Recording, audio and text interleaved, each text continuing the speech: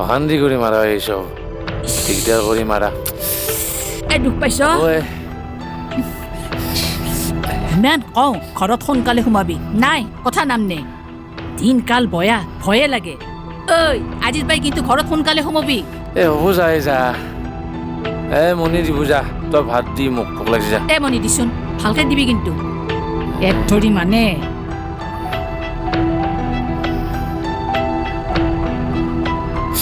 লাহে লাহে জিঙে চেং চেঙে উঠে